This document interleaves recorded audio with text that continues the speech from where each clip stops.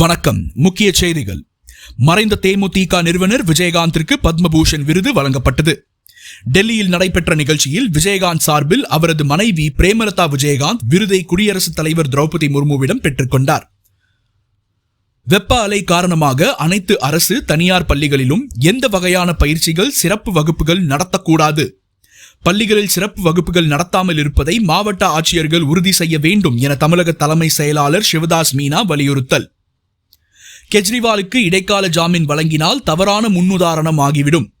நேர்மையற்ற அரசியல்வாதிகள் குற்றம் செய்ய அனுமதிக்கும் வகையில் அமைந்துவிடும் என அமலாக்கத்துறை பிரமாண பத்திரிகை தாக்கல். ஜூன் 4ஆம் தேதி இந்தியா கூட்டணி அரசு அமையும். ஆகஸ்ட் 15ஆம் தேதிக்குள் 30 லட்சம் அரசு காலி பணியிடங்களுக்கு ஆள் சேர்ப்பு நடவடிக்கை தொடங்கும் என காங்கிரஸ் எம்பி ராகுல் காந்தி எக்ஸ் தளத்தில் பதிவு. இது போன்ற சுவாரஸ்யமான செய்திகளுக்கு தி ஹிஸ்டரி ஆஃப் திஸ் சேனலை சப்ஸ்கிரைப் செய்யவும்.